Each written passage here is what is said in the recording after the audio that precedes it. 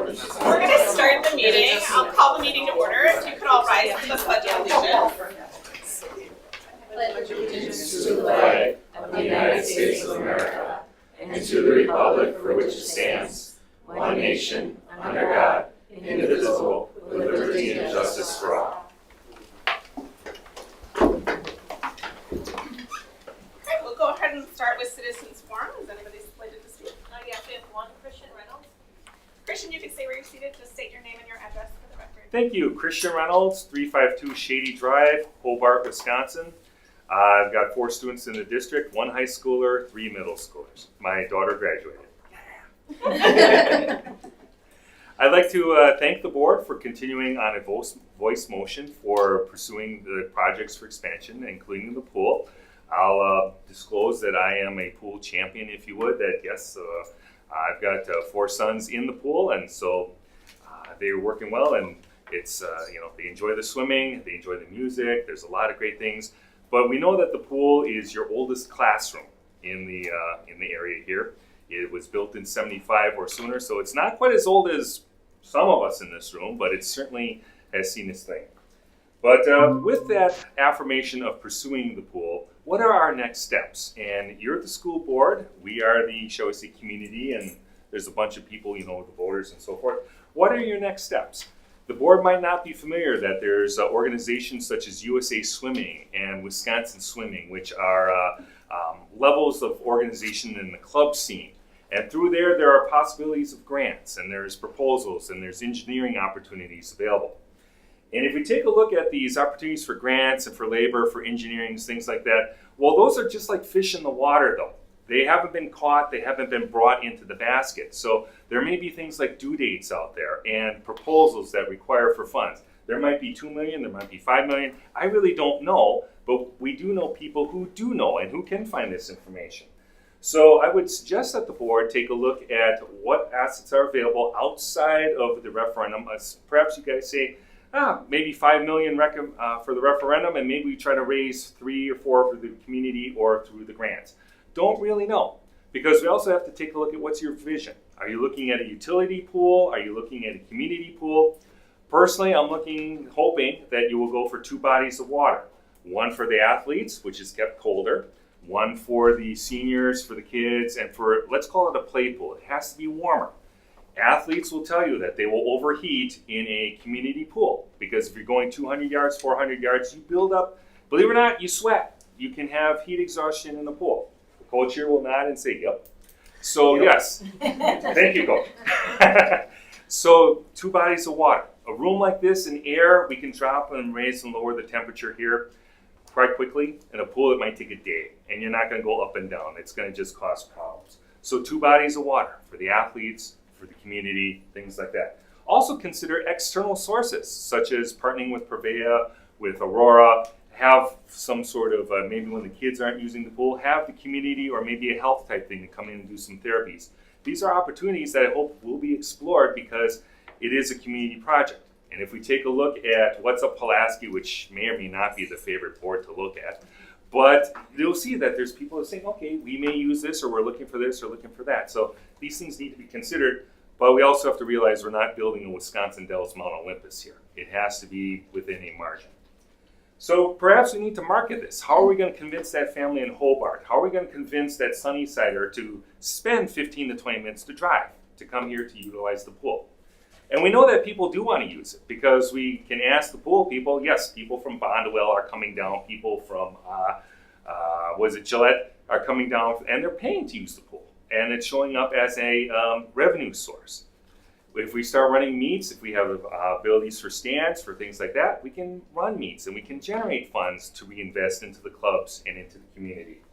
So I would suggest that we come up with a diagram so that people who are the voters are going to say, well, are we buying a box or are we looking at this and this? How do we present it to them so that we earn their vote? We have to remind them, all ages, all times. The little kids can swim, the older folks. Coach Patrick here has got seniors coming in. They call it the Masters. I think that was my beat. Right now, we have a different pool. It's one of the oldest in the areas. Our competitors can't start like the other folks. This is not a good distinction. We are well known for our bands. We're known for our Shimura Bakery. We're known for a lot of great things. But people look at the pool and say, ugh, it's wet. Okay, good, there's water there. But we need to enhance this type of thing for both our athletes and our community. So let's move together to elevate. Let's move together to say, okay, let's look at Ashwaubenon, what they offer. Ashwaubenon has really got a nice system. They paid for it though, and there's a little bit of glory there. We could look at Seymour. They've got some nice things too, but not the stands that would support running a swim meet and having opportunities to generate sales for tickets and stuff. So I'd encourage you to shop around, look at the pools, come up with some diagrams, and if you really don't know, there's coaches, there's teams, you can ask some of the swimmers, what makes a good pool for you? Let's get those divers back from choicing out and so forth there. So please ask around. I don't know if we need to make a subcommittee. I don't know what date of referendum we're looking at this November. Are we looking at that next November?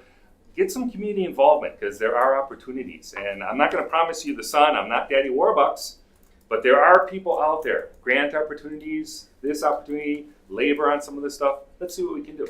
Thanks. Thank you. Thanks, Christian. Okay, no one else. Moving on to the consent agenda. Hearing no objections, the consent agenda is hereby adopted by unanimous consent. Superintendent update.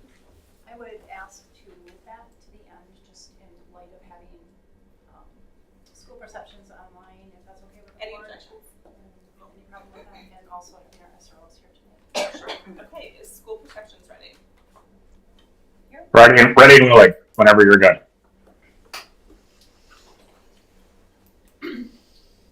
All right.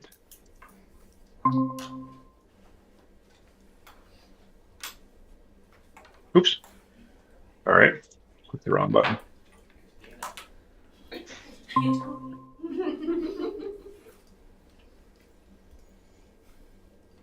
Okay, can actually see back there. So it looks like my screen is up. So I'm going to take you through some really good data tonight. I'm pretty excited about it. We're going to go through your staff and parent data this evening from earlier this spring. I want to talk a little bit about some of the slides we're going to talk about, reintroduce myself, and then get right into it with the data. So we at School Perceptions, our mission has actually never changed in 23 years. We want to help educational leaders such as yourself do three things, which is gather, organize, and use data to make strategic decisions. As we show you this data tonight, there's going to be different colored slides depending on what we're looking at. Not too many blues. I think this might actually be one of the only blues in here. But if we switch scales, or if we're going to go in a different direction in the survey, we're talking about different data. We'll come back to these background slides and just give you an indication of what's the worst score, what's the best score, what's the middle, and so on. We'll talk a little bit about who took your survey. We'll spend the most time on the results and analysis, the good stuff, the meat of it, and then certainly along the way, I'll leave some time for wrap up and questions. We've worked with you quite a few times in the past, I think all the way back to a staff survey back in 2006. So whether it's your referendum survey a couple of years back, I think that was in 2022, your staff and your parent surveys. We've done those quite a few times, so hopefully our name isn't too unfamiliar with you. But really, what you've done in Pulaski, what we do in general, isn't our first rodeo. We've conducted over 3 million staff, parent, student, and community surveys spread across more than 1,000 school districts nationwide. So let's start with the parent lens first. And we're going to begin kind of with a 30,000-foot view for the parents. In other words, the index analysis. So what's an index? Well, indexes are designed to provide educational leaders with a snapshot of the results. So we're going to begin with these indexes. These indexes that I have up on my screen in just a moment are fed by key questions throughout the survey. I'll bring those up in just a moment here. But before we get there, just bear in mind our guardrails here. So the perfect score is a 5.00. Nobody ever gets there, but that's the goal. The worst possible score somebody could get is a 1. So in that 1 to 5 range, the higher the better. But the middle of the scale then is 3. So when I'm eyeballing this data for the first time, the first thing I do is look at, are we above or below 3? Because if you're above 3, you're at least on the side of the fence that you want to be on. In aggregate, your staff is leaning towards agreement, your parents are leaning towards agreement, and so on. So let's look at some of these indexes. For parents, there are 5. They include being informed, defined as I am kept up to date on my child's progress and what's happening at school. Number 2, included. I am welcomed, respected, and part of the school community. Number 3 focuses on academics, educational excellence. My child's school is effective in helping them learn, develop, and succeed. Atmosphere, my child feels safe and supported at school. And then 5th and finally, experience, my family is accepted, respected, and supported at school. So a couple of broad observations here. Not only are you outperforming other districts in your comparison pool, i.e. other districts that have similar enrollments and demographics as Pulaski, so not only are you outpacing your comparison group, you're outpacing yourself, actually, vis-a-vis where you were a year ago. So a lot of good things here. And some of these actually, 4 of the 5, you're starting to get into that 4 to 5 range, kind of that strongly agree range, which is not normal in a very positive way. I don't know that I've ever been able to type 4 times across your indexes. So let's dig into these a little bit. You're up a little over 3% in terms of your parents being informed, 3.89 to 4.01. You're up a little over 4% in parents feeling included, they're feeling welcomed and respected, part of that school community. Up about 4.5% in that academics index, up nearly 4% in the perception of a parent's child's atmosphere at school, and then up 3% on the nose with parents feeling accepted, respected, and supported at school. So again, up across the board relative to yourself. And all of these numbers, if you compare the first quantitative column and the last quantitative column, you're outpacing your peers here, some of them by multiple tenths of a point. So again, really good start here, but let's take a look at some of the questions that feed these indexes. And that's where we'll go next. So unless otherwise noted, scores are based on the following scale, which happens to be the exact same one we just had up. 1 to 5, can't get worse than 1, can't get better than 5, middle of the scale is 3. So at the district level, where are you performing the highest? Still with that parent hat on. At a score of 4.40, parents have a high satisfaction with the school facilities. They are clean and well kept. At a score of 4.30, I feel welcome in my child's school. Third, 4.26, my child feels safe at school. Closely behind at 4.24, school staff treat my child with dignity, respect, and fairness.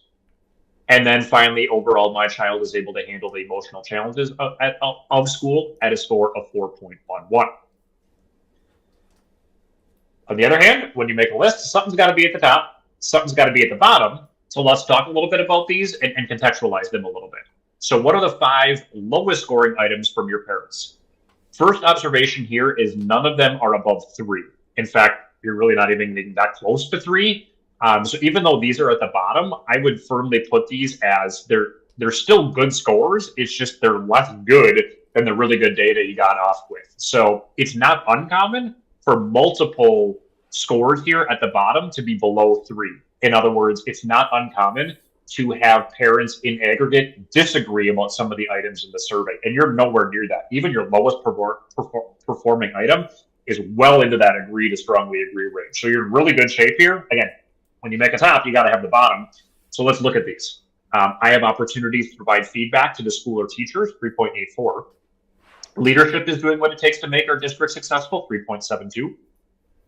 The district is heading in the right direction, 3.70. I am satisfied with our school's efforts to address bullying, a second from the bottom at a score of 3.68. And then the school board is doing what it takes to make our district successful at a score of 3.64. What about those items comparing you to where you were last year? This is really the biggest comparison because you want to know that no matter what, you're taking a step forward. So a couple things about these. If I just bounce back between here, this slide, that were the lowest scores and where you made the most improvement, what I'm really encouraged by is some of the items that are at the bottom, you're making really good strides in.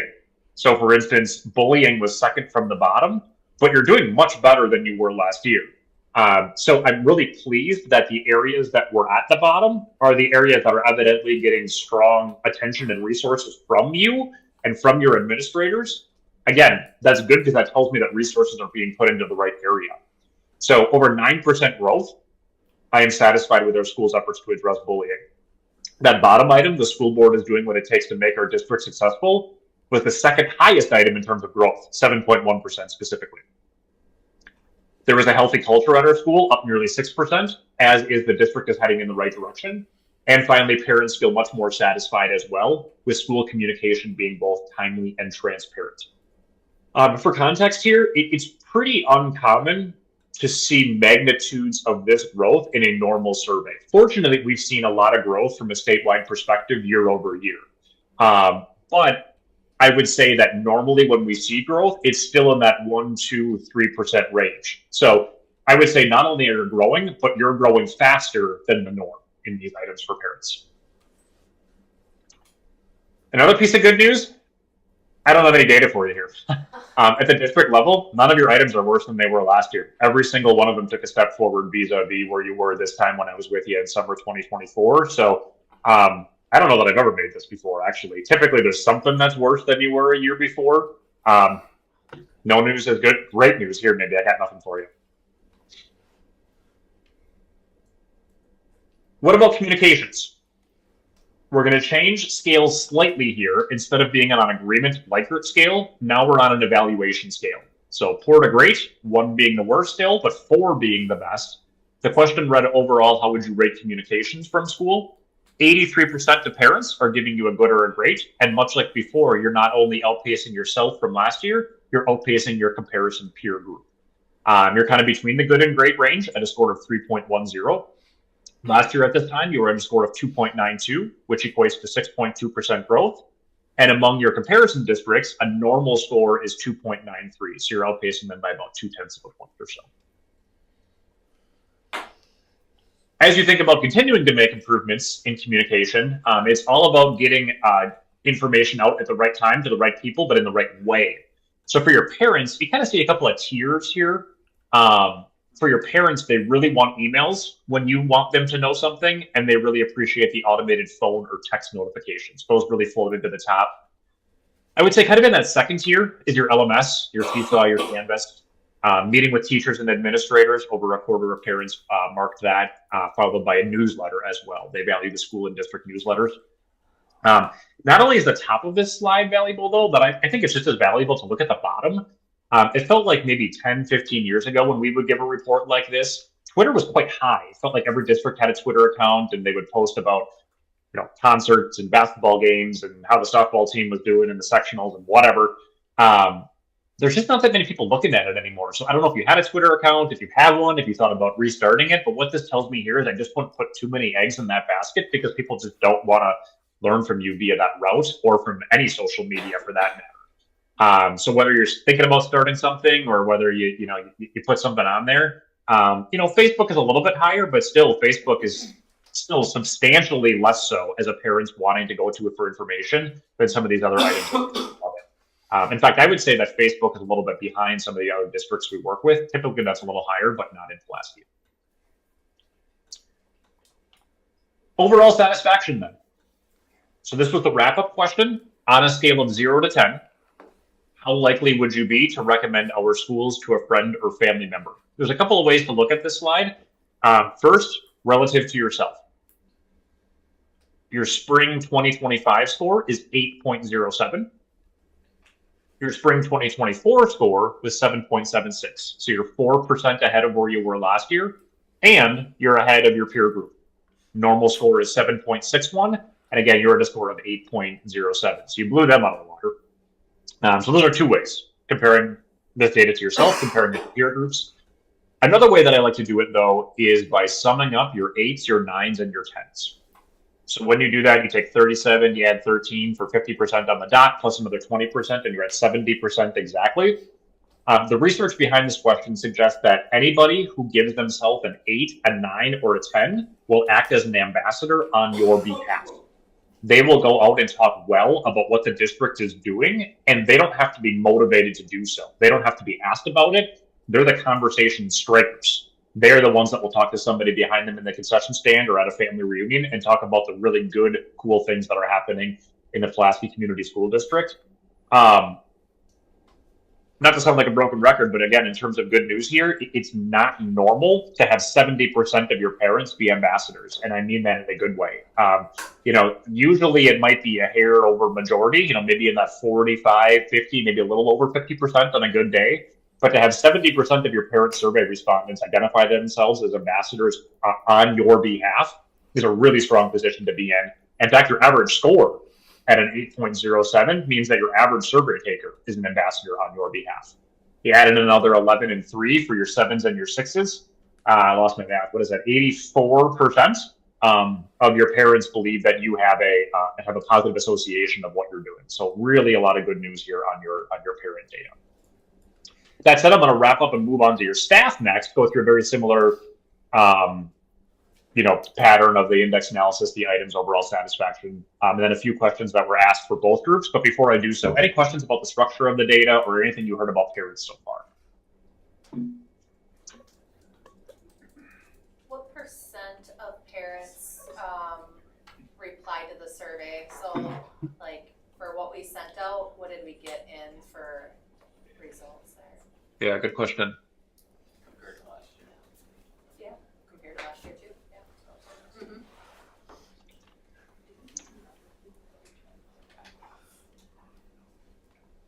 Parents.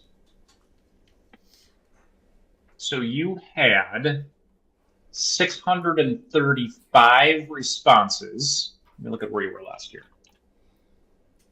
You had about 900 or so last year, so a little down from last year. In terms of percentage, what is that? About 20 some percent. That's pretty average, actually. You kind of set the bar pretty high for yourselves last year. Being in that 20 to 30% range, which is kind of what you're in the middle of here, is pretty normal.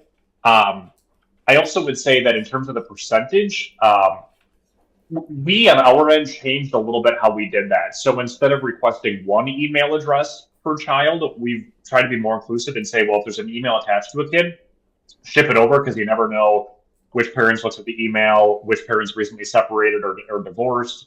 Parents have differing opinions, obviously. So we've asked for more email addresses to get it out as many parents as we can.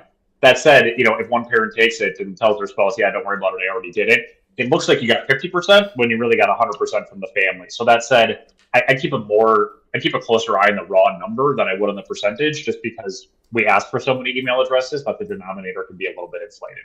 All that said, if we do use a percentage, you're in a pretty normal range. Thank you. Mm-hmm.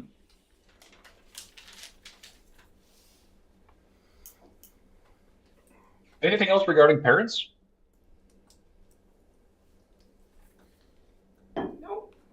Go ahead. All right, we'll move on to staff, and we're going to begin where we began with parents, with those indexes. So 1 to 5 scale, same idea. Can't get better than a 5, higher the better. And there's 5 indexes for staff as well. Here we're a little mixed with comparisons, but largely up across the board. So with that academics index, we are effective in teaching and supporting our students. You're up about 2.5%. You're up almost 1% in terms of engagement. I like working at this school because I am valued, heard, and can contribute. Up approximately 2.5% in terms of staff feeling supported. I am the support I need to help educate our students and work as a team. Down by just a hair. 1/100th of a point, I guess, to be exact. Pretty stable here, I would say. What we had last year is pretty similar to this year. Students are accepted, respected, and supported at school. And the staff experience, staff are accepted, respected, and supported at school. So setting aside that one decline of 1/100th of a point, you're up across the board from a range of about 1 to 2.5% here across 4 of the 5, indexes. Mix of comparisons, so you're outpacing your peers in terms of how well staff feel supported. You're a little bit behind your peers on the 4 of the other 5 indexes. That said, you're taking a step in the right direction. Those indexes that are behind, you're also, taking a right step forward. You're seeing growth there, which makes me a little curious how you will be next year if you're going to begin to outpacing them. But again, 2 ways to look at it. Do you want to compare you against others, or do you want to compare yourself against yourself? Tells 2 different stories, both of them truthful. Just kind of depends on how you want to set up your comparison lens to yourself or to others. So a little bit of a mix here, unlike parents. Those items that feed those indexes, same scale, 1 to 5, higher the better, 3 being the middle. Where did staff give you the best scores? Technology. I have access to the technology support I need at a score of 4.32. Our staff does a good job of educating our students, 4.29, as is I feel safe at work. And then 2 other items, both at the top, rounding up your 4 and 5 at scores of 4.26. I have the technology I need to do my job well, and I have healthy working relationships with my coworkers. So it's great to have that technology in place. I'm happy about that, but I want to step in for a second and focus on rows 2, 3, and 5 here. If you think back to your high school English days, you think back to Animal Farm. All survey items are equal, but some are a little bit more equal than others. There are some things that I really want to make sure that you have in place as you think about taking and making progress in other areas. In other words, if staff don't feel effective in their job, if they don't feel like they're doing a good job of educating our students, if they don't feel safe at work, if they don't get along with one another, if they don't have healthy working relationships with their coworkers, it's really, really, really hard to make progress in other areas. You kind of have to have those 3 things in place if you want to make progress on anything else. So again, I'm really happy that of your top 5, 3 of those things are really things you got to have in place. So that pleases me that you really cleared those hurdles, because that allows you to focus on some of these items. So flip that list over, what's towards the bottom. Here, unlike parents, you have a little bit of a mix. There are 3 items that fall below the median of 3.00. So 3 of these items are in aggregate for staff leaning towards disagreement. Focus on the first 2 first, though. The social and emotional needs of all students are being met, and the district's pay practices are fair, toward the bottom, but leaning towards agreement. Those 3 that are leaning towards disagreement, the district seeks input from a broad group of staff members, and 2 related to discipline. Our staff handles student discipline in a consistent manner, and our school's student discipline practices and policies are effective. A few notes about these. So the first row, the 4th row, and the 5th row are going to move together. So once students feel like they are better supported both socially and emotionally, and discipline problems tend to plummet as that grows. So that's an inverse relationship there. So those are really move in tandem. Those are highly correlated with one another. The other thing, and I don't know if this makes you feel better, worse, or indifferent.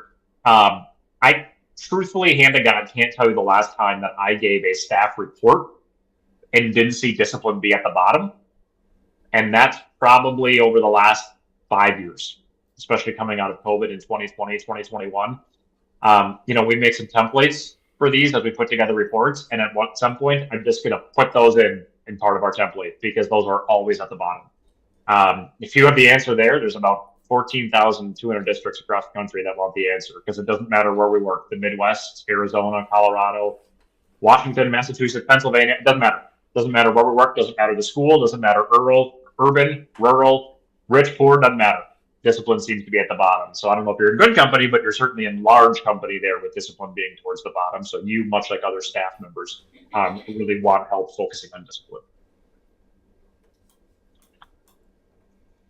What's going most well for staff relative to where you were before? So while pay practices were a little bit towards the bottom in terms of your highest scoring items, that was the item with the most substantial improvement. Staff are much more satisfied with the fairness of their pay than they were 1 year ago. They also feel more supported by external partners, parents in the community. Large growth with you, the school board, doing what it takes to make our district successful. Up nearly 6% with the district heading in the right direction, and up 5.5% on the nose with the district's benefits being fair. A few items that declined slightly. That said, most of these are within the range of a couple hundredths of a point, but I want to honor this data from your staff. What is scoring a little bit lower than it was last year? Slight decline with I have healthy working relationships with my coworkers. That was one of your highest scoring items, so maybe you went from an A+ to an A, so it was going to be pretty hard to maintain the level that you were at, but that's still very high. Slight decline with feedback. I received useful feedback to help improve my work. Decline of approximately 1% with that workload being reasonable or manageable. Decline by about 1% with staff members feeling comfortable sharing input and concerns with their supervisor or administrator. And decline by 1.3% with our school support students from diverse backgrounds. The overall satisfaction question. Much like parents, you are outperforming yourself and you're outperforming your peer group. So your score this year was 7.22. Last year at this time, you were at a 6.94, which equates to 4% growth. And at a score of 7.22, you're outpacing your peer group at a score of 7.08. You can just see here eyeballing it, you got a lot more greens at the top than you do those scary reds down at the bottom. For your staff, you have ambassadors of about half. So 22, 14 is 36 plus another 13. Almost 50% of your staff consider themselves ambassadors.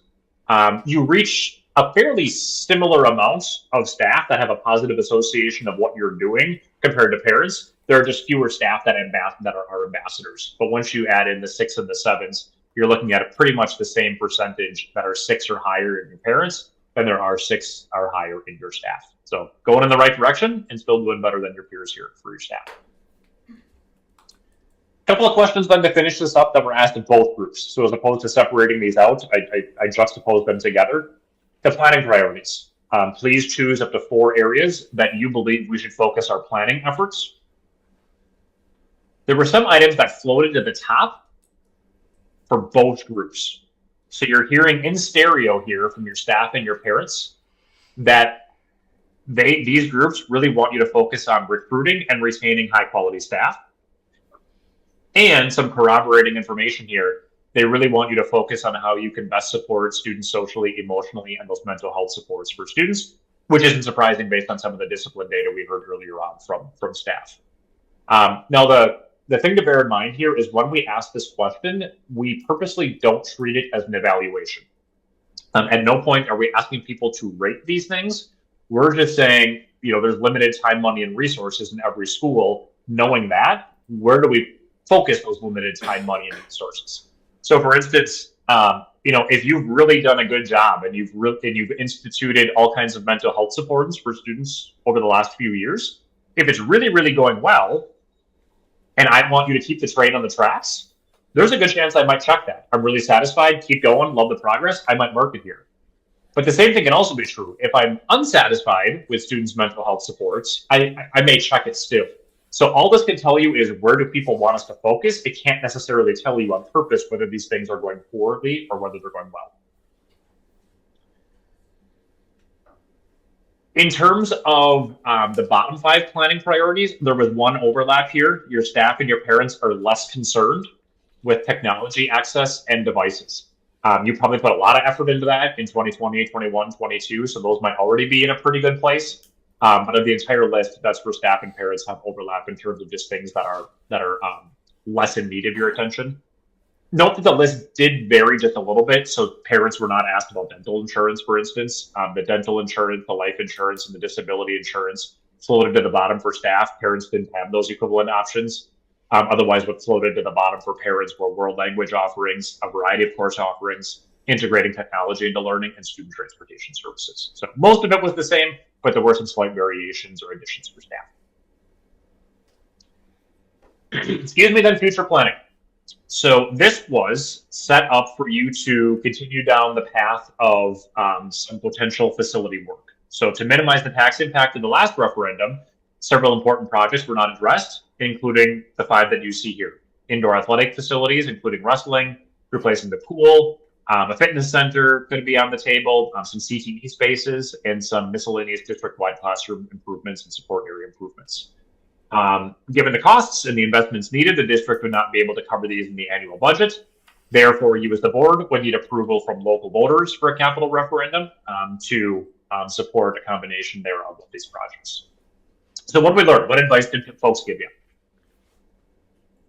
Your parents, are in the darker green. They're at the top of each pair here, and your staff are in the lighter green. What I'm taking away from this, I'm going to set aside the bottom row for just a second, but what I'm taking from this is you have more parents that are supportive of you exploring a capital referendum next year than there are of doing nothing. And there are more staff that are more supportive of you exploring a capital referendum next year than doing nothing. Now, we can't call it a majority because 38 and 40% are greater than 50% to reach that majority threshold. We can call it a plurality, but what I take away from this is exploring beat doing nothing. Specifically focusing attention on the bottom then, for those folks that are not sure or need more information, I guess my thought here is the only way to force people into, yes, I want you to do something, or no, I don't, is to provide them more information.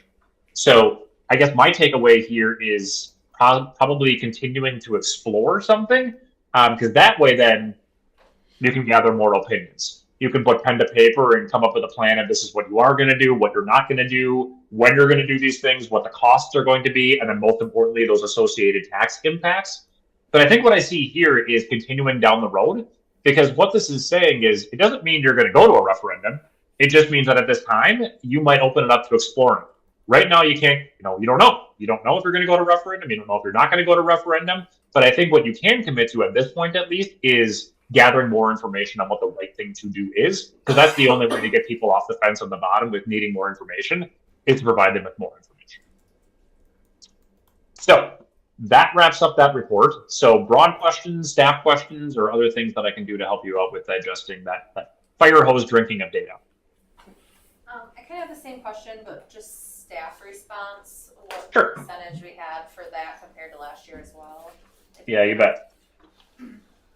Let's see. So you had about 450 last year, 360 this year, but let me look at the denominator. So 360 divided by...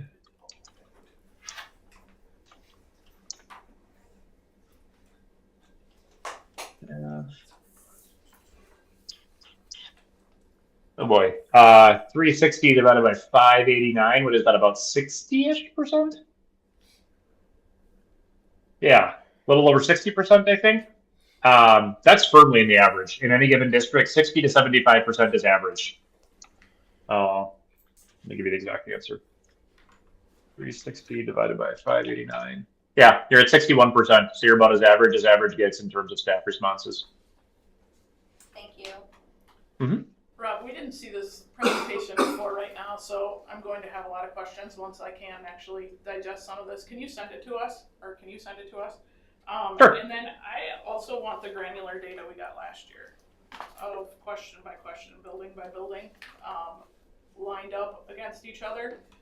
These are the ones we had last year that are 10 pages long. And I was trying to do the comparison of tops and bottoms and where they were last year as you were putting that up there. I would like to see them all lined up throughout the district and by building.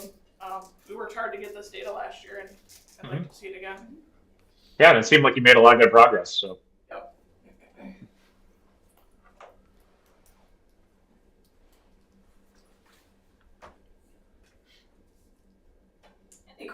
Any other questions for Rob at this time? Okay. Rob, thank you for your time. We appreciate it. Yeah, of course. If anything comes up, or as things come up, rather, just let me know, and Allison certainly knows where to find me, so I'm happy to help out and answer questions. Oh. Have a good night, folks. Thank you. Thank you. You'll send that to us another time, merged together? Yep. Okay. We'll get it later. He's out. Okay. Moving on to the SRO quarterly update. Good evening, everybody. Thank you for your time. We're all here today to give you guys kind of a second half update on what the SROs we're working on in the schools. But before we do that, I would like to address some of the previous concerns that you guys had at the last SRO update. And that was kind of that coding system. And we really tried to work hard to unify that coding system this time. We're still working through some, which I'll kind of explain when we get to the chart. But just so you know, we are working diligently to clean that part up so it's consistent across all three SROs. Secondly, about the instructional lessons, there was no group instructional lessons. They were all individual from all three SROs at all schools. And they did accomplish, to my understanding, everything that the schools were asking. Okay? So, I don't know, is that chart up here? Can I use this? How do I use this? Who's next? There we go. Okay, this one. Okay, so this is a horizontal stack bar chart, and it kind of encompasses all three SROs, and it shows their time distributed at each school. And you see there on the right-hand side that all the different categories of the SRO activities, and then what those are is examples would be on this other sheet. So what we did is I went through all of their activity logs, how they categorize them, and I pulled these exact examples right from their activities of what they're actually doing in the schools. So it just gives you a better idea when you're looking at that bar chart of what those colors represent, so you can kind of refer back and forth to them. Okay. So going back to the coding, first off, you can kind of see, and I'll just bring up two examples, like the education and presentations. You'll see like Lanoy and Fairview are low, but that's not because he didn't do it. He did it, he just coded a group of them as one instead of breaking them out individually like Josh and Hunter did. So he did get all of his instructional in like everybody else, and that's just one of the little speed bumps that we're working through to clean up. And then also with the school zones, which is the blue color, you'll see like Glenbrook Middle School and High School, 1, 3, and 4, where Hillcrest and Lanoy are way up. It's the exact same thing. Zach was coding out every day individually for being outside, greeting the kids as they come, watching traffic, talking with parents, where Hunter and Zach, that was more incorporated as their time spent at that school. It wasn't individually coded out. That also is part of that administrative under school zone where it's 9, because if these two are driving up and down between schools on South St. Augustine, they don't know what school to code it to. So they just put admin for something and then school zone. So again, those are little things that we're working through. But overall, we think that it was a well-rounded support at all the schools by the SROs to meet the needs of each building, and that no school was overlooked. So if there's no questions immediately on the chart, I'll turn it over to Angel. Any questions? Hi, hello, Lieutenant Angel Minow with the Hobart North Police Department. For those of you who don't know me or haven't seen me in a while. So I'm just here to talk about, I just want to talk about our SROs. I want to introduce them and they should all look familiar to you, but each one has a specific role at their school. So we have Officer Hunter Mikolajczyk, who's primarily assigned to the high school and Glenbrook Elementary School. We have Josh Dickerdum, who's primarily assigned to Pulaski Middle School, Sunnyside and Fairview, and then we have Zach Cambry, who's primarily assigned to Hillcrest and Lanoy Elementaries, and then spent a few hours at the middle school as well. So what our SROs are going to present today is they're just going to talk about what a week looks like, a primary week of what their assignments are at a school, what a typical week for an SRO looks like. They're going to talk about that a little bit, and then they're going to break it down to a day in the life. So what does a day in the life of an SRO look like at their respective schools? Because it is different, again, depending on if they're at the elementary, the middle school, or the high school level, obviously. And they'll talk about that general overview, they'll talk about a day in the life, and then they'll also talk about the goals, hours at their schools, and then they'll also talk and give a little bit of like highs and lows, like incidents, impacts at the schools that they've encountered as an SRO this past quarter. So we're going to start with our most seasoned officer, Hunter Mikolajczyk, because I didn't know that yet, but you're going to start with us. Take it away, Hunter. So this is my completing 7th school year with you guys. Like I've kind of said before, having these two on have really impacted the district, not only helping me with a lot of things, but helping reach all those outlying schools. So kind of like Lieutenant said, I'm at the high school about 28 hours a week, Glenbrook about 12 hours a week. Mondays and Fridays are kind of all hands on deck, whatever kind of high school needs, and then kind of bounce in between the other 3 days of the week. Typical day, I work 7 to 3 normally, Josh works 8 to 4 to have that coverage for outlying schools, and then our 2 in-town schools obviously complete at 2:45, 2:55. So then just kind of arriving to school, checking in with admin, see if they need anything right away. Otherwise, kind of just getting out and about and interacting with students as much as possible. Glenbrook's a little easier because it doesn't take, call volume or law enforcement things that the high school may have to handle right away. And especially having glue is the biggest thing. I really don't need to walk around. A lot of kids just come down. So may not see me out and about as much as I would like to be in the hallways or everywhere, because sometimes kids just need to spend time with glue or come down to my office for a break, and I'm never gonna kind of turn away a kid to do those things. So that's kind of a big piece of my day, educational wise, kind of like Chief said, be at every single classroom individually this year. I liked how it worked out. Counselors, Mr. Sufka, really kind of spread out the schedule to make it conducive and easier on me to kind of fulfill those times. I don't even think we had to reschedule one this spring, which was a big piece, especially having 2 lessons that take an hour instead of Glenbrook kind of an all-day thing, which really helps out. I really don't have any negatives by any means, besides I wish there was more time in the day to impact kids or get out and about. But I do have, my goal in my career was always to impact at least one individual, especially in our schools or our community, and I think that happened. This year I'm going to read you guys a letter from one of our students. I won't say the name, so confidentiality stuff, so I won't say their name. But I think it's a pretty cool thing, and then it kind of highlights the sport of blue and what we are kind of doing as a team. So, Officer McGlytrick, as I'm preparing for the closing of my high school career, I want to take a moment and thank you for the support you have given me throughout high school. You have been such an important part of my journey, way more than just a Sorrel. You have been someone I could always count on. You and your office were always a safe place I could count on to go to. My hardest day is just knowing you'd be there to stop by, take a break, or talk to made a huge difference. You always listened without judgment, gave honest feedback, and made sure I never felt alone. My high school experience was far from fun, perfect, enjoyable, or memorable. It was difficult and challenging, however, you always made sure I knew how much life would be different outside of high school and how dumb people were. We're going to skip that line. You tell me how much high school sucks and how much kids are dumb and will do or say anything just because they can and want to. And of course, I can't forget Blue. He always brought a smile to my face and helped me calm down, reset myself when I was struggling. I loved when he would curl up on my lap and lay there. It's like he knew I needed it.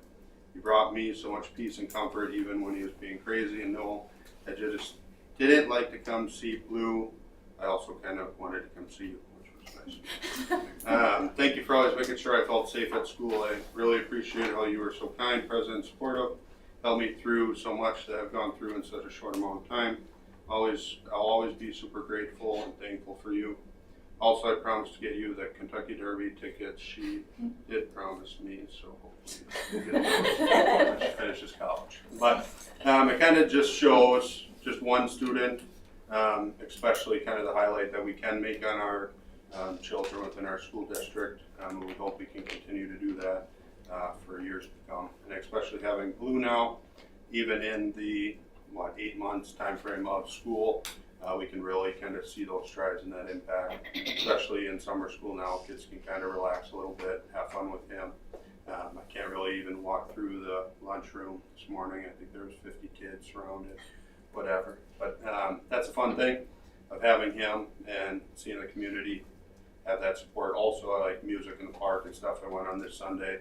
It's clientele we've never really been able to hit before, but bringing a dog in the mix just kind of amplifies that and opens that door for us. So thank you guys for allowing us 3 to be a part of the district and for many years to come. Thank you. Take it away, Josh. You wrote a whole sheet, so. I gotta follow that. I don't have a letter. All right, George. Start making a better impact. I don't know. So I'm sure most of you all know who I am, but I'm Officer Josh Nickett. I'm known to the kids as Officer Josh. My weekly schedule is about 24 hours at the middle school, 14 hours at Sunnyside, and 6 hours at Fairview. A typical day for me would be greeting the students at the doors, walking the hallways, checking in with the administration to see if there's any needs, just building relationships with any of the kids that I can at any time. I like to stop in the classrooms a lot at all the schools that I go to whenever it's conducive for me to do so, where it's not interrupting learning.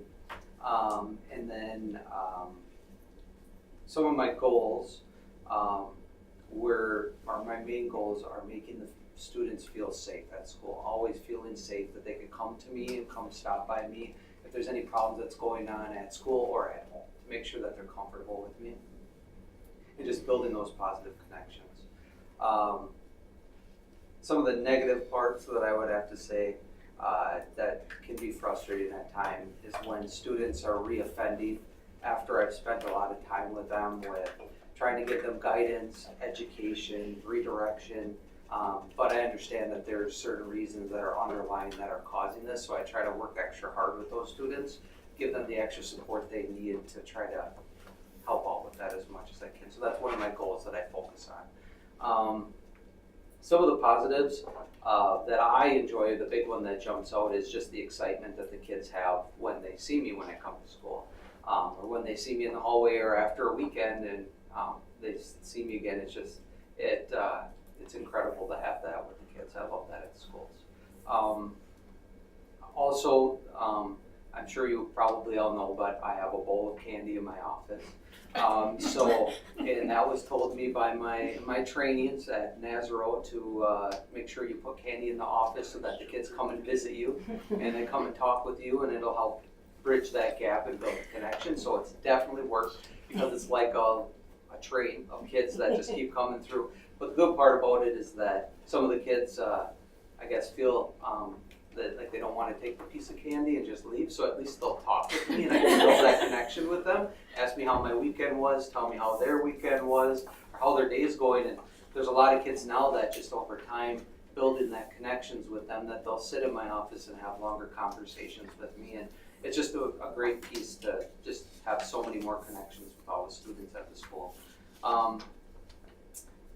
Some of the achievements that I have isn't as cool as a letter or anything like that, but I did have a cool experience for me because one of the students came into my office that I've been talking to a lot in the lunchroom about fishing and his love for fishing as well, and that I make fishing lures. So he wanted some fishing lures made that I recommended, and he came into my office and asked me if I could be his person on his presentation at school for a person who's a role model to him. So I thought that was pretty cool for having him come and say that to me. And another achievement too is having students who would express to me that they did not have a good perception of law enforcement until they got to know me. So that was really nice to have that. I'm excited for the next year to see the students again. I enjoy being in the summer school every day, to see the kids and continue that relationship throughout the summer so they don't forget about me when next year comes. So just love seeing them at school or at the baseball diamond or the softball or the soccer fields, or even seeing them at the gas station or the grocery store. They see me, just the surprise on their face what I look like without a uniform on, and it's just, I absolutely love it. So I look forward to next year and continuing through this year of summer school as well. Thank you. Thanks, Josh. I'm Officer Zach Cambry over at Lawrence Police Department. Like Lieutenant Van Noy said, I am primarily, I guess for my week, I am 4 hours a day at Hillcrest Elementary and then 4 hours a day at Lanoy Elementary, except for typically on Wednesdays is when I would go to the middle school and I would spend the middle 4 hours of the day, so the 2 on the front end at Hillcrest and 2 on the back end at Lanoy. So that's my typical week.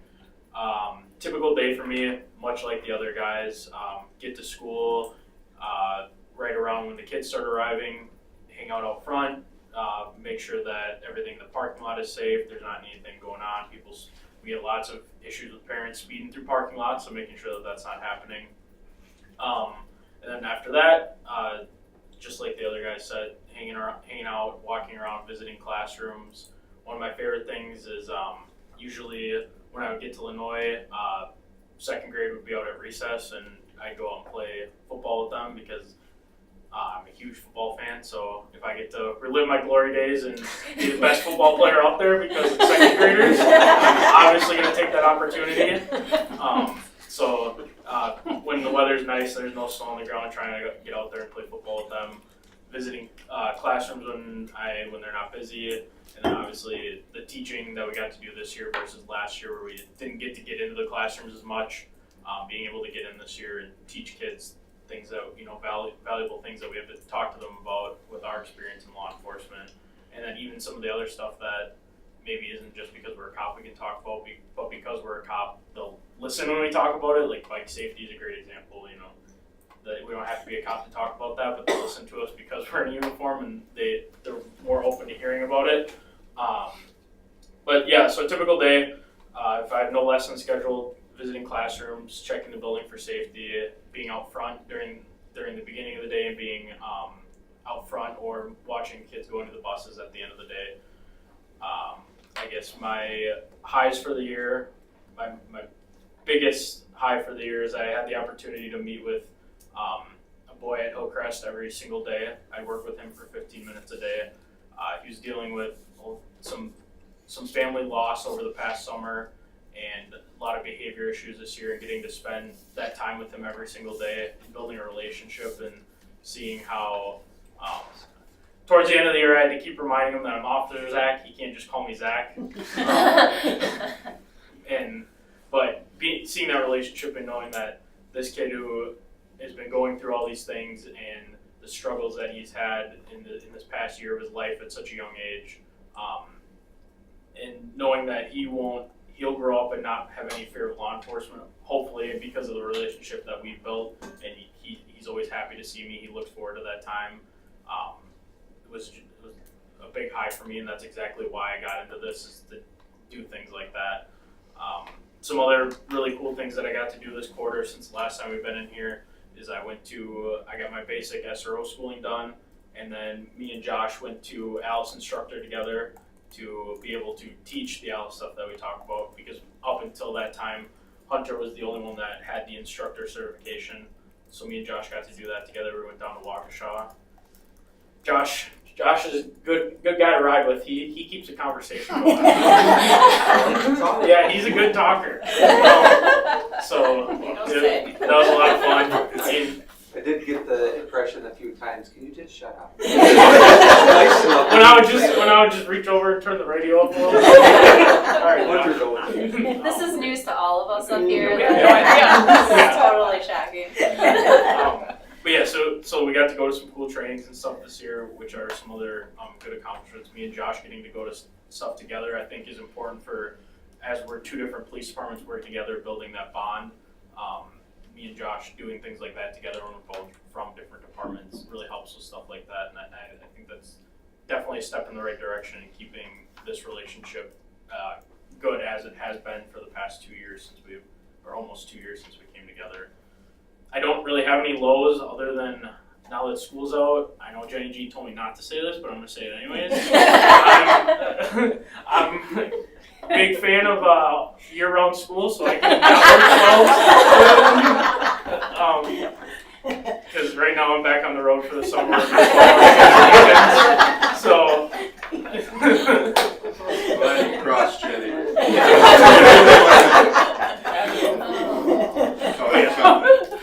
But yeah, that'd be my only lows. I just miss being in school. That's really what I obviously know no one wants to go to school here. So, but I do miss being in school, and I'm excited for us to get back in the fall. Thank you. Any questions for this, Earl? Yeah, just a couple more things. Oh, sorry, Chief. So in addition to Zach's training, he also went to a realistic de-escalation instructor training. And then all three of them just got back from the SRO state conference, which was last week, right, guys? Last week? Yep. Yeah. So Zach did mention that he rotates back to the road during the summer, just to give you guys kind of an idea of what Josh and Hunter do. They will fill the summer school schedule. They still work their school stuff, so they will be present in that. And then they adjust their schedule as needed to be in the parks. Like Hunter said, music in the park, softball games, soccer games. They kind of adjust on weekends, nights, whatever's needed to be present in the community as much as possible. And then finally, just kind of touching on, you mentioned Blue, but just how big of an asset I believe Blue has been in the schools. For the kids to see. I hear stories from Hunter all the time of how Blue is in the school and how it helps kids. So with that, I'm sure he now understands the work that goes into having a canine, and it's not just a puppy that you have at home, but that also is an indication of training, which leads to the person sitting next to me, Amy. She has put in a tremendous amount of work with Hunter to make sure that Blue is trained properly to be in these schools. So thank you very much, and we appreciate that partnership. So with that, if there are any questions for us? How do we feel about placement? How do you guys feel about the schools, the schedule, like both admin? Laura, if you want to chime in on that, and then your perspectives on the time you're spending in each school. Do you like where you are, or would you like to see a mix-up of schools? Like, how do you feel about that? I like where I am. I'm good. Well, Yeah, I'm not going first this time.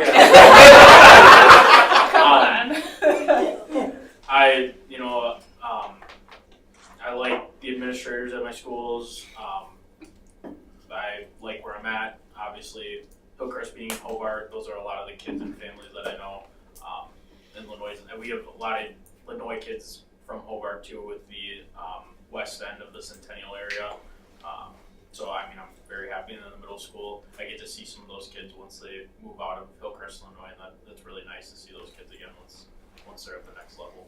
So I'm very happy with where I am and how the schedule works out right now. Good. I like that we maintained that piece with you in the middle school too, and hopefully we're going to continue that next year. Good. You don't want football with the high schoolers? I Keep them got away some, from my zoo. I got some things I'm working on. I would love to coach some football. There we go. But he's got to Get work him over those there. 12s in summer. Yeah. No, I think so too, like especially kind of being in the role a little longer than them. It does take years at a school or the assignments to really build those relationships where those kids feel comfortable. And like, even I'll get it at middle school, which is such a disgrace. Like in summer school, like they'd be like, "Hey, where's Josh?" Oh, okay, I'm not good enough. I can't see you. Or summer school or whatever it may be when they see me instead of him. But that's cool to see that impact, and it does take years. And now it's that year and a half they've been in, and I think you're really going to see the strides in the next couple of years where they're comfortable in there. They can open up a little more and be there for a while. Me, high school wise, I enjoy it. The administration has been great. Mr. Sufka, I don't know, I got to work on him a little bit. He's a little rough. No, I love all of them, especially Lindsay coming on now. Changes a little bit from obviously last year, but having that kind of relationship before when she worked there does really help somebody comfortable that's coming in where we know how each of us may operate instead of kind of relearning that cycle. That is hard on all three of us. If we do have new administrators come in, some may not understand SROs, we may not understand kind of what they are looking for. So having that relationship, and I know the administrators are all staying the same as of today at those schools, and then obviously here at Glenbrook. So that relationship's nice to have, because if it does cycle, it is hard to catch up. And some people don't see that sometimes, like we don't know what that person may be thinking unless you build that relationship and have that expectation with the administrator. So I think the assignments of now are pretty good. I know Josh hopefully enjoys it, but you can speak. I don't really like to talk much, so I'll probably keep it very minimal. No, I'm glad that I have 3 schools because obviously you found out what the cat's out of the bag. I like to talk a lot, so going to all 3 different schools and having so many different kids to go and meet with and talk with has been great. I enjoy it. I think I definitely like traveling to the 3 different schools just because I feel like I'm just confined to one area all the time, so it's kind of nice to go around to those and then seeing the enjoyment from the kids at each different school when I come there.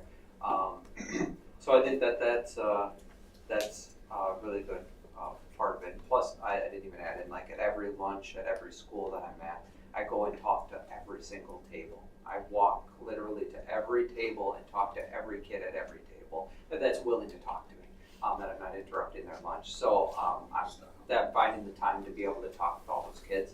And then I got a little bit of permission from some of my administrators where they'll even let me sneak over to Glenbrook or the high school a little bit just to kind of visit for a little bit in between my travels so I can see more people that I want to see, which is great for me. So this position, me being an SRO, is perfect for my personality. So I'm really glad that I'm in this position. I'm gonna, sorry.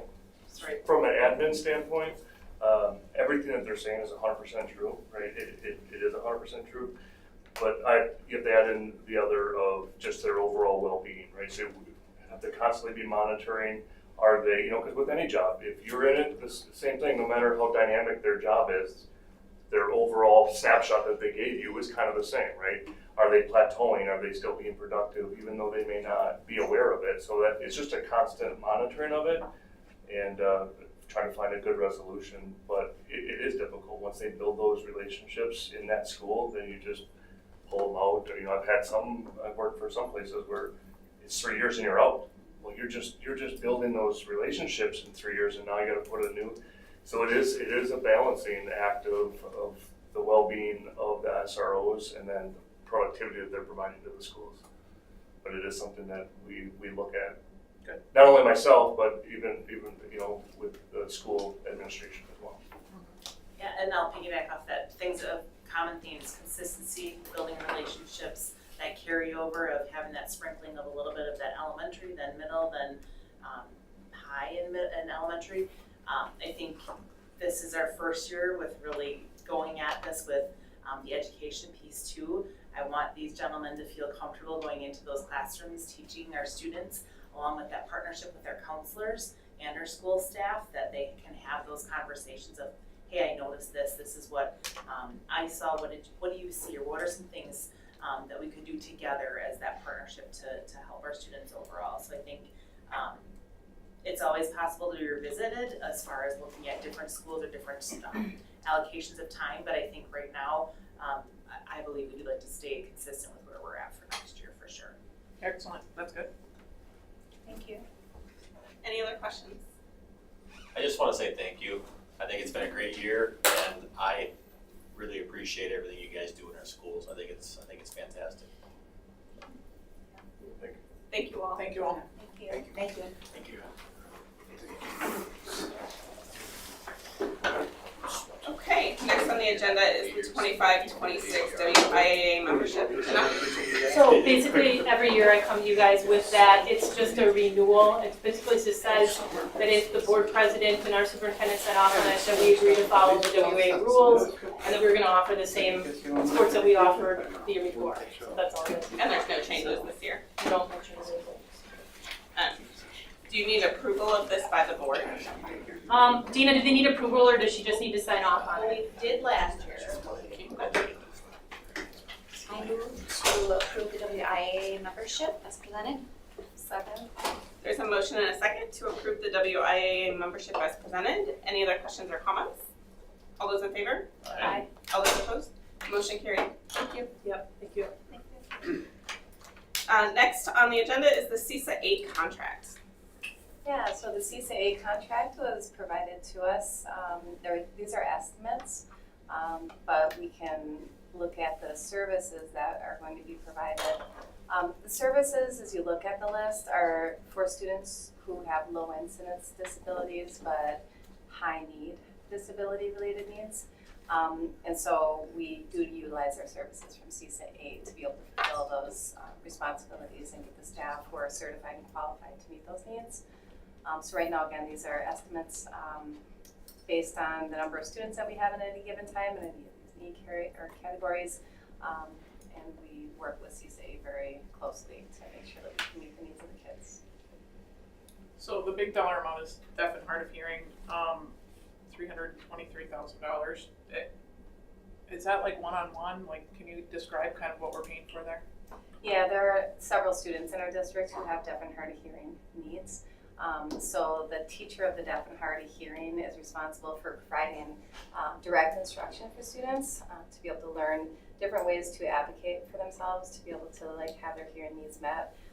There's other services that are really intensive for students who have deaf and hard of hearing needs who are really significant, where they need a lot of direct training on how to hear things, and then access or education. Our main priorities are teaching the kids how to access and then engage and make progress. Our teachers also provide professional development to our staff and try to help them serve the students as well, because they can't be there all the time for students. So they provide additional services that way to be able to help support our students for education in other ways. So It is a lot of funding, but it's a high need service delivery that requires specialization. Thank you. And through CISA 8, you're able to address the needs that we have within all of our schools. Yeah, we are.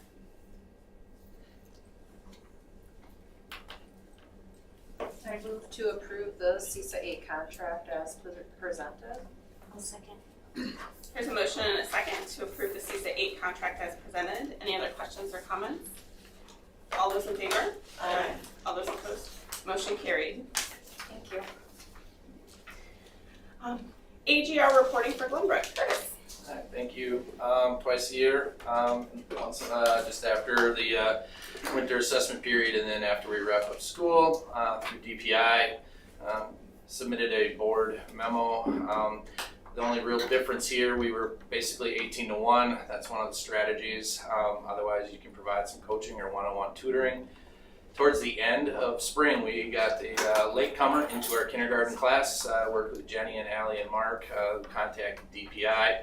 We were able to implement a coaching strategy with that particular teacher to be able to meet that. We were at 19-1 in that particular class, so we went over for just a little bit there in March. So that's really the only big update I think that's on the board memo. Otherwise, like I said, we continue to be able to provide that strategy of 18-1 with AGR. Then also submitted to you and to DPI and made sure that Mark sees copies of the Dropbox. Try to call to confirm, I get nervous about stuff, disappearing and not being there. I did send an email to my contact at DPI, but he might be out on vacation. But at any rate, that's that long form there. And then a few years ago, we created the AGR board summary. It's a little bit more easy to read.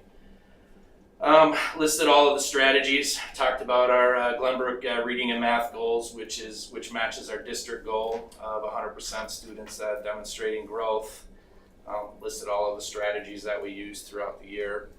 I believe it was this time last year when we talked about how we were moving from Fastbridge to AimsWeb, and sometimes it gets frustrating when we just feel like you're first figuring out an assessment and how to really dig deep and how to work within that assessment to best meet the needs of our students, and then the goalpost kind of gets moved on us. I know they're looking at renorming some stuff for AimsWeb too. Very, very proud of all of the teachers that implemented AimsWeb this year. Act 20, especially for kindergarten through third grade. We talked a little bit about that with all of the assessments and the PRPs. While our goal is based on growth, I thought it was also important, and we submit that to DPI as well, is where students landed, what percentiles. And then we kind of compare from the fall to the spring. Some of our grade levels, kindergarten is they just did an amazing job this year. Where we had 23% of our kids in the 0th to 10th percentile in the fall, and we ended with 4%. When you get to single-digit students, you certainly recognize those faces and understand the work that's being done, and each one of them has their own individual story. But kindergarten did a phenomenal job there with a growth percentage of 91% in reading and then 78% in math as well. First grade went down by a point from winter to spring. If we look at that rate as far as the rate of growth, but they finished with 69% of their kids growing in reading and 77% in math. Second grade was 63 to 83, and third grade was 59 to 72.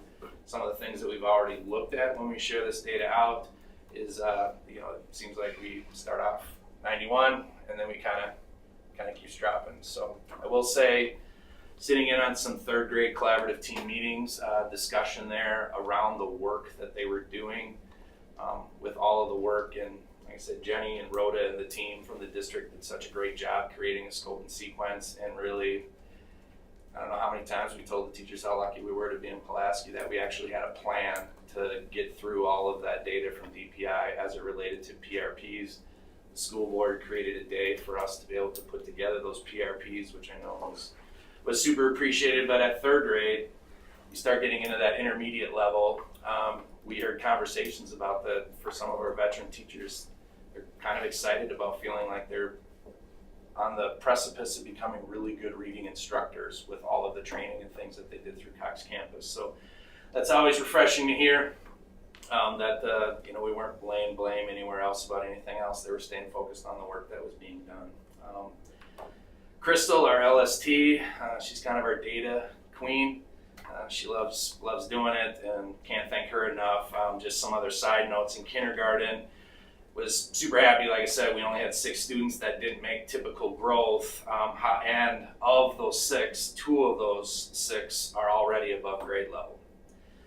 In first grade, we had 16 that didn't make typical growth, and of those, 7 of those 16 that didn't make typical growth are already reading at an end of a second grade level with regards to reading. Additionally, of our PRPs, had we tested later in May, after the window closed for Ames Web, we would have decreased our 24 PRPs by 9 students that would have been able to meet that threshold. In second grade, where we had 30 students that didn't make typical growth, of those 30, 24 of them did meet in 1 or 2 of the other subtests as it relates to Ames Web. And additionally, 8 of those 30 students are already performing at or above a third grade level. And then in third grade, we had 32 students that didn't make typical growth. Of those, 27 of those 32 did make typical or aggressive growth in 1 or 2 of the other subtests. And again, 8 of those 32 were already performing at or above a 4th grade level. So she does a nice job really diving into it. I know that our teams really appreciate all of her data findings and stuff too. It was nice to see as much green as we had on here as well. So. Yeah, that was really good data on there. Curtis, what's your thought on the 18-1 next year? Where are we at? How's it looking? We'll be good. I think we'll be able to be. It's going to be tight, and Jenny knows. I mean, we talked and we looked at students. It's always feels like we get up to where we get up close to registration time. We do know that we have some students that may or may not be here next year as well, where maybe some families have told us that they might be moving out of the area, or that they so it'll be tight. Jenny and Allie and myself. They must have lost a student, because the last time I was looking at the numbers, we were projected 18-1. Okay. So. And what is the plan between now and September if we get a few? Put another coaching cycle in there. Is that like kind of how you handle if it's just a couple or? Yeah, one other year we had to do that with the coaching cycle too. Or instruct. With our LST, we used the LST kind of at that point when they were doing some coaching. But yeah, we monitor it, and if it stays in that 73 students, 74 students, then we look at that model. If it jumps up and now we have it in all 4 classrooms, then we start to have discussions about adding a teacher. Gotcha. Thank you. It's a good problem to have. It is. It is.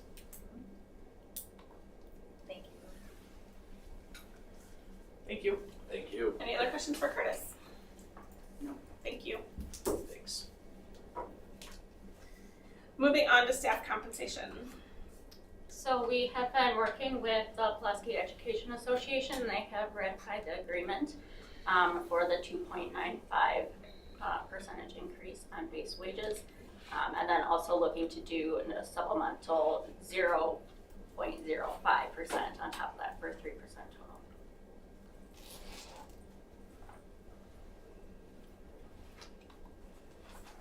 I move to approve the staff compensation as presented.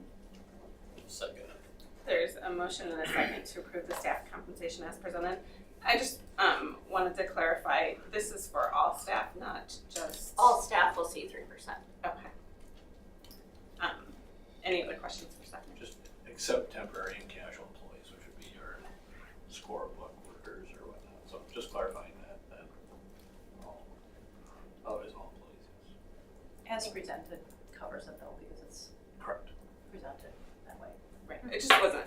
I just wanted to make sure that explanation was out there. Okay. Any other questions for Stephanie or Mark? No? There is a motion and a second to approve the staff compensation. All those in favor? Aye. All those opposed? Motion carried. Thank you. Personnel report. So in the past month, our interview teams have been very busy.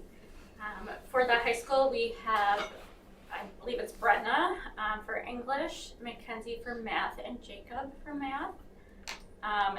Hillcrest and Fairview are both getting special education teachers. Fairview and Sunnyside are both getting learning support teachers. And then 8th grade science at the middle school is getting Sydney. So very excited to have them start with us. Lots of transfers going on. Are there any questions on the transfers? Or would you like me to walk through all of them? Good, okay. And then resignations, we have Colleen Canton-Marler, Jessica Rosenberg, Ashley Anfelink, Grace Schumann, and Emily Kodinko.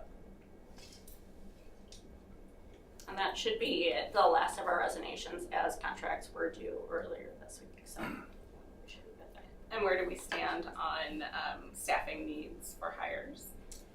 So they've all been posted for those resignations, so actively working on them. I don't think we'll have any issue getting people hired before the beginning of the school year. They've been very busy with interviews.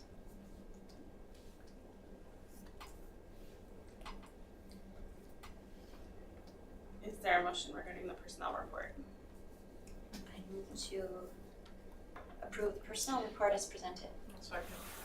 Motion and a second to approve the personnel report as presented. Any other questions or comments? All those in favor? Aye. All those opposed? Motion carried. Thank you. Mark, moving on to you for budget discussion. Yeah, so first up is just our standard May budget report. Nothing out of the ordinary to report for May budget. You know, we're really almost through June here where we're preparing for year end. So we're busy closing out grants, making year end accruals. Everything looks good for year end. We've already had our auditors in for initial work. They'll be looking at community fund this year and Medicaid specifically along with everything else. So I'm looking good for closing out year end for just the regular budget report. Any questions for Mark on the May budget report? No. Okay. Budget revisions?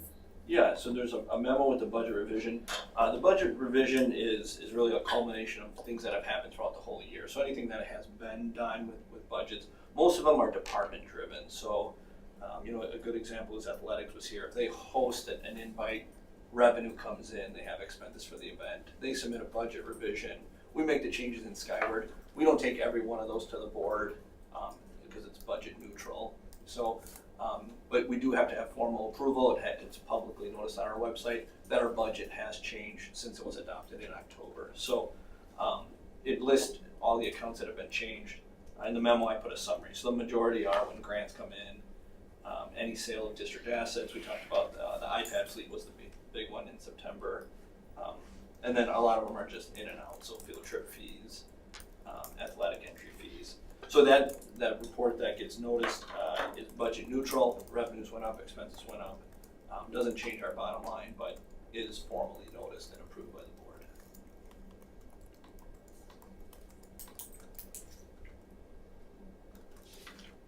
Motion to approve the budget revisions as presented. Second that. There's a motion and a second to approve the budget revisions for 24-25 as presented. Any other question or comments? All those in favor? Aye. All those opposed? Motion carried. Staying with you on the initial 25-26 draft budget. Yeah, so we're probably about halfway through this 25-26 budget process. You know, we started looking in February. You know, the big one today was approving compensation. We still do not have a final budget from the state, so that's going to have a big play in the remaining process of setting a tax levy and everything that goes on through October. What we need today is approval for an estimate in our budget to say continue making payrolls July 15th. We have debt payments due September 1st before those come up. So this is a rough estimate, you know, not knowing that our budget isn't set to say really that we can plan on continuing to keep our doors open. I did provide an update on the state. I see that WASB isn't available. I thought the blog was available to the public. It looks like you need to log it. So I will send that update that they put together separately. Actually, I think you already have it, but In general, so Joint Finance Committee met and voted on a recommendation. Big areas that are addressed, special ed funding, this year we're about at 30%. So when you see our $6 million transfer, 30% of that is reimbursed and used to offset next year's cost. That will be going up to 35% and then 37.5%. Districts and advocates across the state were asking for a lot more than that. The one area that they did increase is high cost special aid. This year we received $0 in high cost special aid. So there's going to be a shift there because high cost special ed was reimbursed at the same amount. So when you look at a large CISA contract, you're deaf and hard of hearing, we would pay that out of our federal grant. Every district does that because we can't afford it locally. There's going to be a shift, and Julie and I have to sit down and figure out moving that on to local dollars so that we get high cost is being reimbursed now at 50% and then 90%. It sounds like a huge amount. The previous year where we did have a high cost claimant with an aid, we received 20% or $20,000 in aid. So it looks good on paper that their percentage went up. High cost special ed aid is a drop in the bucket compared to our $2 million that we receive in regular special ed aid that impacts a lot more students. So continue to monitor that. The other thing that we'll see with tax levy is the $325 increase per pupil is currently not supported by aid. So usually when the legislator does an increase in a revenue limit, they support it at least partially with an increase in aid so that it doesn't get passed on to local taxpayers. Luckily there's a lot of growth in our district that's not just inflationary, there's new properties. So being able to take on that additional revenue limit really could keep the mill rate flat and not see an impact. But that's all, again, to be determined. None of that is set. And then they mentioned sparsity, we're not eligible for transportation aid. We received a little bit, about $200,000 in transportation aid. We'll see an increase in that. And then I'm not familiar with the mental health increase. So, and then I did share the whole motion, that joint finance, if you want to look to the detail. But again, budget isn't set. We'll continue to monitor it. But again, at this point, we're looking at approval for our general operations to continue until this process of the annual meeting being approved and then the board setting budget in October. And your budget forecast, has it taken into account everything that came out of joint finance? It does, yeah, as well as it has the 3% and increase in special ed. So everything as we know of today, we do have an itemized budget, but it's changing daily. So I'll make a motion to approve the 25-26 draft budget as presented. A second. There's a motion and a second to approve the 25-26 draft budget as presented. Any other questions or comments? All those in favor? Aye. All those opposed? Motion carried. Thank you, Mark. Allie, we're back to you with the superintendent update. Yeah, and Mark, I'm gonna ask him to join me with a couple of the pieces as we talk through some of the my updates within my superintendent update. But let's start off with Monday was the first day of summer school, so we're 3 days in. Things are going well. I spent about an hour there today, went in about 2:30. I just like to kind of settle in and see how things are going. So I saw some of the activities happening within the high school building. And then I wanted to watch, just dismissal, and they have buses out what I consider the front end of the high school, but that's actually the back of the high school, and then of course the parent pickup out of the front. And it seemed to go very well. I mean, Mark and I talked a little, just a little bit. It's a lot of kids. We have a record number of students this year, so we're at 1,000 students right now, and 180 additional students out at Illinois. Mark Heck believes that by the end of the summer program, this is the most students we have serviced, that we will have over 3,000 different students that will have walked through our doors and been part of programming with, Build a Better Reader and some of the other things going on. So it's a lot of kids. So we're monitoring everything and making sure things are efficient. Transportation looks like it's going well. I went out and talked with several bus drivers today. They said, yeah, it's always rocky the first couple of days. First day they were late 15 minutes. Second day was, much, much better. Only late a couple of minutes, and today they were even quicker out the door. So once we get all of those bumps and stuff out, I think it'll go well. The kids seem very happy, talked to several of them, they just have their projects and they're very excited to be with their friends at school. So it's a wonderful program and it seems like things are going well with that. Our learner leader team returned from sale. I was not with them in person, but I got to join a couple times when I could through the week. So it looks like they're back on track with looking at the design of what those goals will be. I can't speak well enough to it because I wasn't with them for the 3 days, so I think we'll just wait until we do, we present on that and we'll share more information in the days to come about how that went. But if anyone here, we've got some principals and admin here. I know you guys, your brains must be fried because I remember what it was when I was there last year. But good work, past 3 days. Continues to be one of the most impactful conferences that I've ever gone to in education. So it's just great to be in the room and getting work done and great conversations and really consistent goal moving forward. So. That's good to hear. And then the next couple of things, I just really want to spend some time on talking about current state of where we're at here in the state with not having a budget yet, but maybe possibly having a budget as quickly as next week, because that's some of the newest information we've been given. But yet at the same time, just the uncertainty of where things are. Also, I shared with you the op-ed letter, so I thought maybe I would like to have some discussion around that. As a district, I can tell you as of today, all of the Brown County superintendents, there are 2 board meetings left, that's ours and west of here, but all the other Brown County districts have said, yes, we would like to sign on that information, getting that out to the public about what it means for vouchers and that impact that has. So I guess I'll start off with that. Do you have any questions for Mark and I about decoupling the voucher system? The impact of that to our district is over $1 million.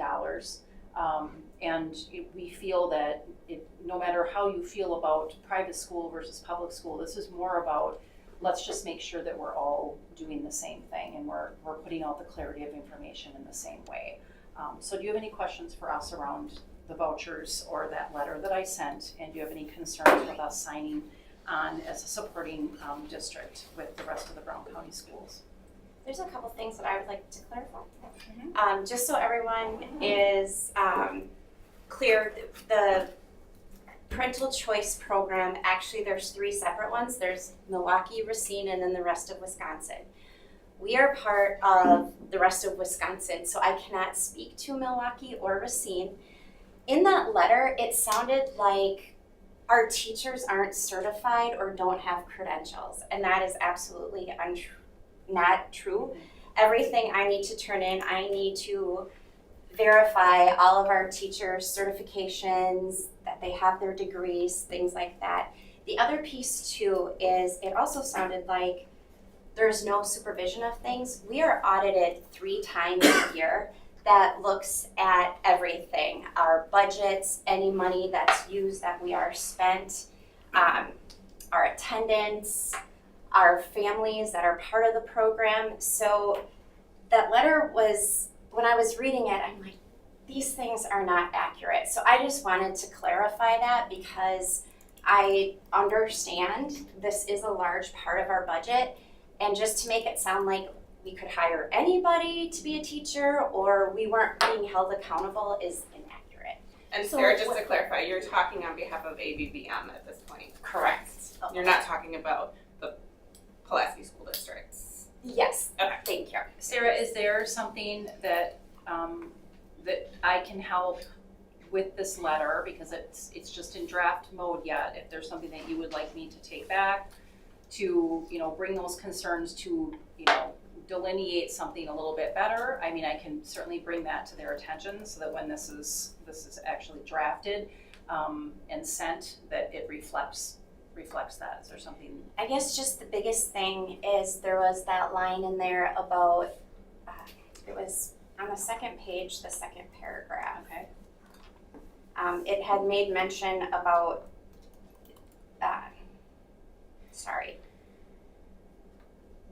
it had made mention something about hiring teachers or not being certified. Okay. So the hiring, process and licensure? Yes. Okay. Yep. We need to make sure that all teachers are certified. And then the auditing part. Correct. Okay. All right, let me see what we can do. We'll be working on that tomorrow morning.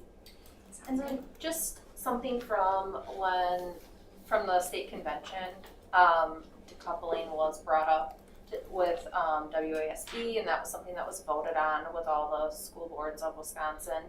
And it was made to a point that coupling can really hurt public schools in the end because they could choose not to give public schools as much money. So I just kind of want to say that too, not that I disagree or agree wherever this moves, but just keep in mind that this really could hurt us too if that happens. It happened in Arizona, was something that was mentioned during that WASB vote, and I think was it Will, I think I mentioned when we came back, there was a article they did kind of talking about that too, and how it may not be in the best interest.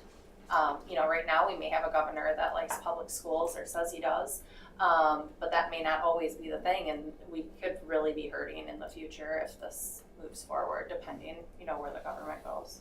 Yeah, a couple of you have had, extensive conversations with me around vouchers, and, we've kind of dipped in those, and they are a little, sometimes they just feel mysterious, like the funds and how much and where it goes. And so I think the intent behind this is not to damn or injure or harm, but it's more around, here are really the facts. If you really want clarity, here are some of the facts that we have. And these are the true facts that we can give you as a school, as a public school district. So when I was working with the Brown County superintendents, that's what we really, when we come together and we talk, and this does not, I want to make sure that you know that this does not involve charter schools. So charter is not part of this funding because that would not be considered under voucher. What do we have, Mark, in charter? Around 500,000, an additional 500,000. So there are other pieces that are also being pulled, but this piece is a very large portion that I think is important for us to respond to when someone is saying it isn't really a big deal. It's not really that big of a deal. We can make this very easy. It's not as easy as what they're making it sound. So that was the point of putting this together and kind of just taking a stand. So we are concerned about it. It is something that we do think about, and we're very fortunate. I am going to say this about ABVM. We are very fortunate because we assume 99% of those students back into our school district when they hit 6th grade.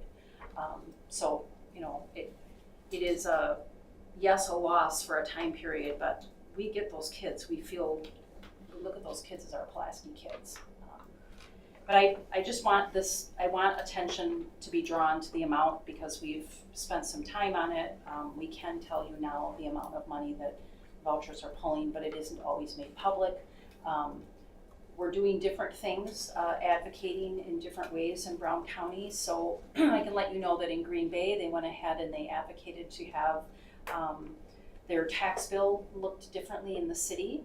Now West Appear and East Appear are joining because they can in their area. They're going to advocate for something like that to happen as well for their tax bills so that people really can see where the tax dollars are going.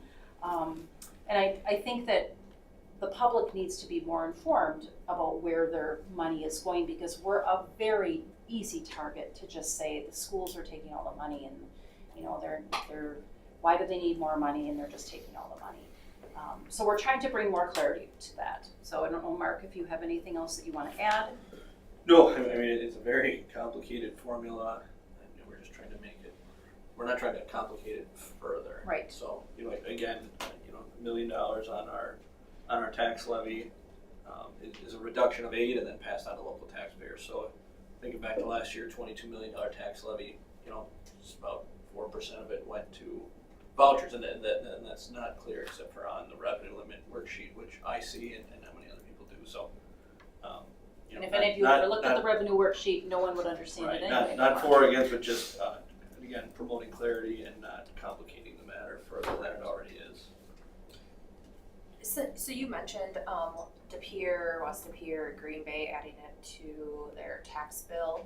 Is that a possibility of something we could talk to the Village of Pulaski or Yeah, how I wouldn't know how in a district, we are so geographically Because we have so many challenged because we towns. have all of these municipalities. So I'm not sure what that would look like for us because we originally did just say that. We were like, yes, we all need to, let's let Green Bay pave the way and then we will kind of, do that.